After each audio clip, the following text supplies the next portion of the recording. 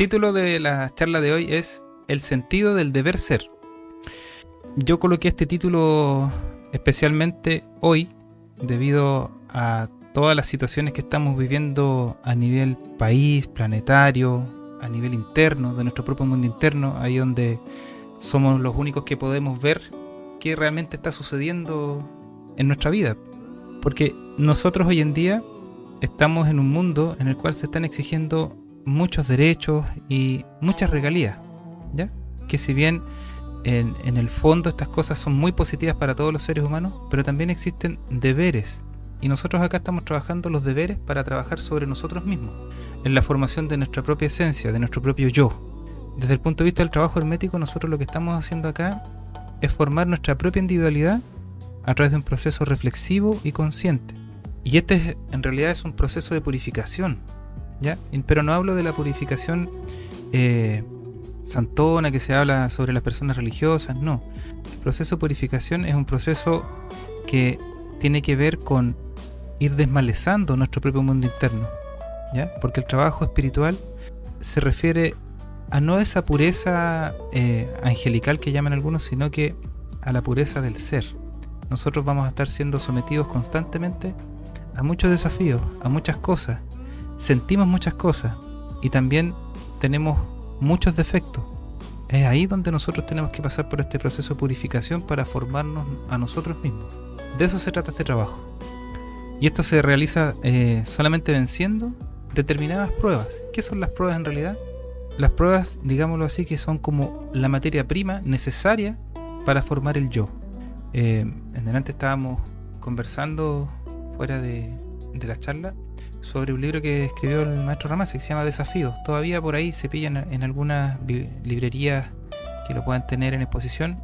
Y ahí hablaba cuál era el núcleo central del trabajo con respecto a lo que es la filosofía sufi. Pero nosotros acá trabajamos con la filosofía hermética, que tienen paralelismos bastante importantes en los cuales nosotros también nos apoyamos y trabajamos en ellos.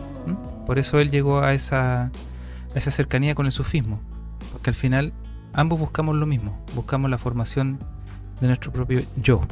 Por lo tanto, cuando nosotros emprendemos este viaje para formar nuestro propio yo, tenemos que entender de que nosotros estamos desarrollados en un esquema de la naturaleza con respecto al ser humano. Entonces, el ser humano en cierto grado nace de cierta forma, sufre de cierta forma, goza también de cierta forma, pero todo circunscrito a una programación tanto psicológica como biológica. Entonces, este proceso de purificación que yo les estaba diciendo, donde está el deber que nosotros debemos tener para con nosotros mismos, esto va a irradiar a los demás.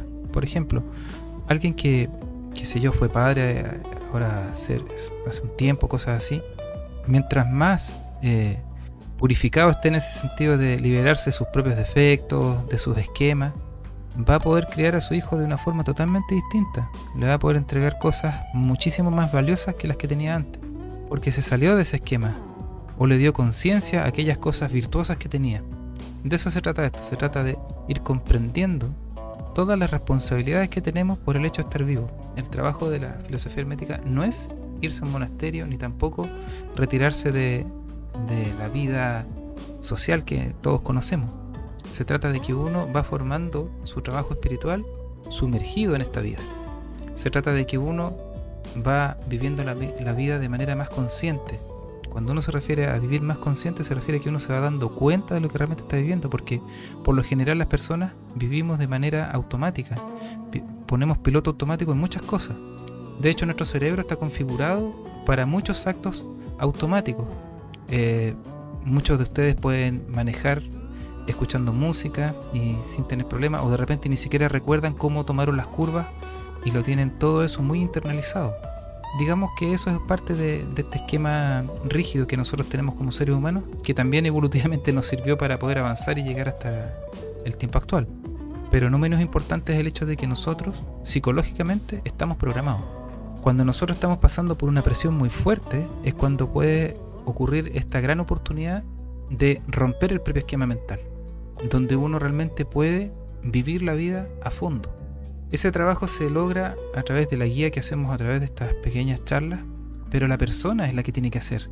No es el maestro que eleva, en este caso, a los discípulos, que es un error que siempre se comete. No, es el propio discípulo que va comprendiendo su vida y se va formando a sí mismo y se va liberando de estas cadenas del sueño que llaman muchas filosofías también y muchas religiones también, que hablan sobre el tema del estar dormido. Se trata de que la persona vaya tomando la responsabilidad de su propia vida y vaya encontrando lo que es la verdadera libertad. Ese es el verdadero deber del ser, cuando uno realmente toma la responsabilidad de la propia vida, pero de manera consciente, de manera real, profunda. No es una cosa superficial como generalmente piensan las personas, que con el hecho de que uno pueda obtener un sueldo, pueda mantener una casa, comprarse su casita, ya tiene su vida hecha. Eso simplemente es una pequeña parte nomás, que es ser un buen amo de casa, simplemente. Entonces, cuando nosotros estamos hablando de este trabajo, es que nosotros estamos actuando contra este esquema. Y todos nosotros como estudiantes del hermetismo nos vamos rebelando contra este esquema mental rígido que tenemos. Cada ser humano está, como les decía anteriormente, programado para llevar un modo de vida determinado. Observen en su vida cuántas cosas tienen ahí muy arraigadas que son monótonas, que siempre es lo mismo. Se enojan por las mismas cosas, les molesta tal ruido, les molesta tal vecino, les agrada tal cosa. Vayan viendo cuántos automatismos tienen, cuántas cosas en uno están apareciendo por inercia en el transcurso de un día completo. Y revisen ustedes cuántas veces ustedes se dan cuenta que están en piloto automático. Revisen eso y se van a dar cuenta de que hay muchas cosas que nosotros hacemos durante el día y que no nos damos cuenta. Por eso es que este trabajo se refiere a que es comenzar una lucha, pero una lucha ordenada. Esto no es a tontas y a locas, porque la base del trabajo hermético es que nosotros vamos conociendo nuestras propias limitaciones y nuestros propios defectos. Y como los vamos llevando hacia la luz de nuestra propia conciencia, nos vamos dando cuenta de que podemos mejorar en muchas cosas. No se trata de que uno va a tener un éxito avasallador en todas las cosas que emprendamos en nuestra vida. Al contrario, a veces vamos a estar pasando por periodos que las cosas no van a resultar y se va a poner cuesta arriba.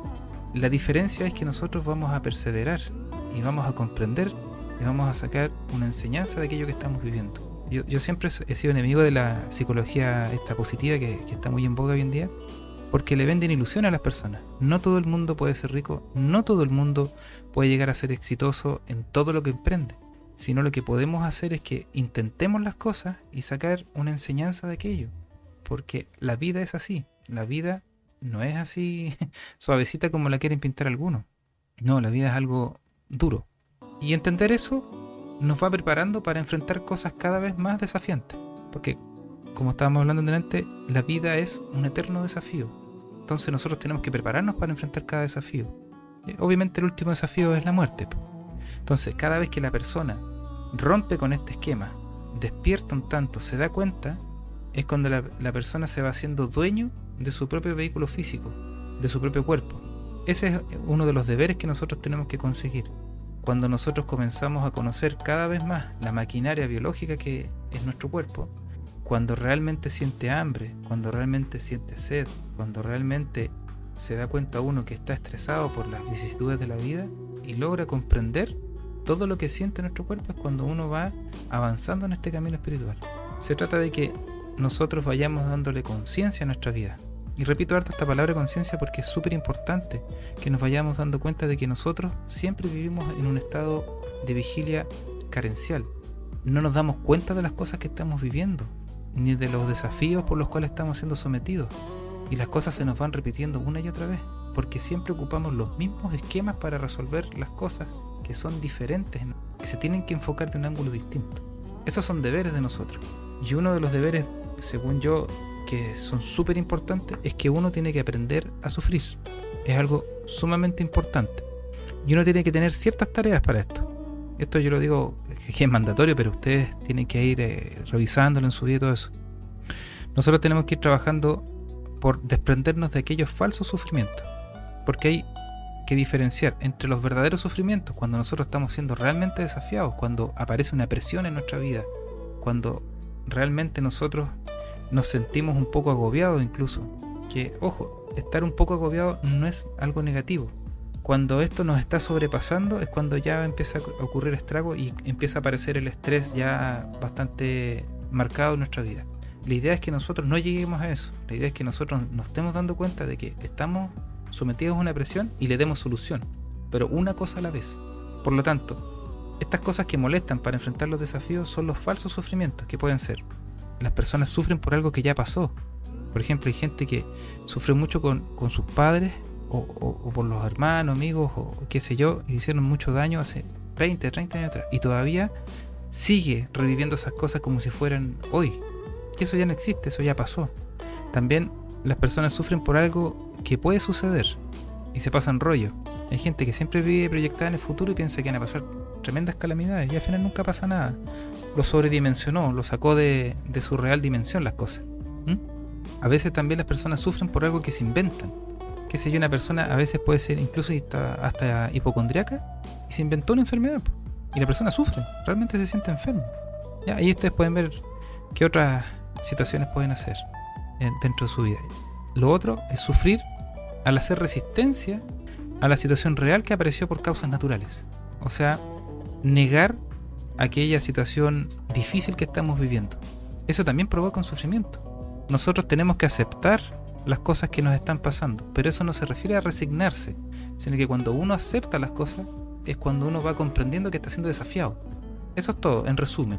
Lo otro es desprenderse del propio superhéroe que tenemos adentro, que muchas veces las personas creen que son capaces de lograr grandes hazañas, pero esto pertenece a la propia imagen idealizada de uno mismo, y es deber de uno desprenderse de la propia imagen idealizada, que muchas veces la vamos alimentando durante el día. Cuando hay, por ejemplo, reuniones con los amigos, qué sé yo, con un par de tragos, las personas empiezan a contar hazañas grandes, empiezan a tomar más alcohol y ahí las hazañas son cada vez más grandes. Ahí ustedes pueden conocer varios ejemplos de aquello. Pero lo más importante es que uno comience a desprenderse de la propia imagen idealizada, porque uno sufre por ella. Porque por lo general uno proyecta esta imagen idealizada en la vida en pareja. Y eso es algo que uno tiene que aprender a desprenderse de aquello, a romper con aquella imagen idealizada para que aprendamos a vivir de manera real. Con esto, con respecto a lo que es los falsos sufrimientos, es importante que los vayan revisando uno a uno en su vida. ¿Cuántas cosas se inventa uno para mantenerse así como en un estado medio sadomasoquista del cual la persona sufre pero también tiene cierto goce? Porque muchas veces hay personas que inventan sufrimiento y se los transmiten a los amigos y eso le llama la atención a los amigos. Al final la persona crea ciertas situaciones para llamar la atención, para no sentirse solo. Eso también tiene que ser erradicado en la vida de un ser humano. No es bueno eso, porque al final la persona pierde las capacidades reales de hacer las cosas, porque se inventó todo. Eso no quiere decir que no nos vaya a aparecer un sufrimiento en la vida de manera real. Por supuesto que los hay. No hay ser humano que no haya pasado por un sufrimiento, pero a veces es una constante. Por eso es que es necesario que nosotros aprendamos a sufrir. Cuando uno aprende a sufrir, logra la capacidad de dejar de sufrir. Suena como paradójico, pero realmente es así, porque al final uno estos sufrimientos ya no los ve como algo doloroso, lo ve como un desafío. Por eso el estilo de vida del trabajo que hacemos acá es ese. Siempre vamos a ser desafiados. A veces nos podrá molestar el desafío, a veces nos podremos negar este desafío, pero puede ser por un rato. Ya pasando un poquito el tiempo, uno tiene que ir comprendiendo de que las cosas suceden de la única manera posible. Por lo tanto, nosotros nos hacemos responsables en cómo enfrentar las situaciones del día a día. Tenemos herramientas, tenemos capacidad de hacer cosas, y obviamente tener esa capacidad de trabajar por aquellas cosas que sí podemos cambiar, y las que no podemos cambiar, bueno, aceptarlas.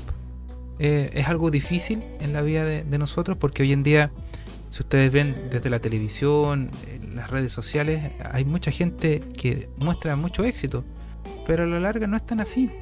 La vida es compleja, la vida es fatigosa y lenta, por lo tanto uno tiene que aprender a reírse de las situaciones difíciles. Teniendo esa capacidad de alegrarse por el hecho de estar vivo, ya uno está en la onda de ir superando cualquier desafío. Y a modo de término, considero de que no olviden que nosotros tenemos el deber de aprender a dejar de sufrir para poder formar nuestro propio yo, para poder formar nuestra propia individualidad. Cambiar este tema del sufrimiento por desafíos, empezar a tener una nueva actitud de vida, En lo cual constantemente vamos a ser desafiados. Y yo lo repetí muchas veces esto porque es importante grabárselo. Cada vez que le estén sucediendo cosas difíciles, a veces pueden ser cosas chiquititas, repítanse, en realidad yo estoy siendo desafiado aquí. ¿Cómo puedo solucionar esto?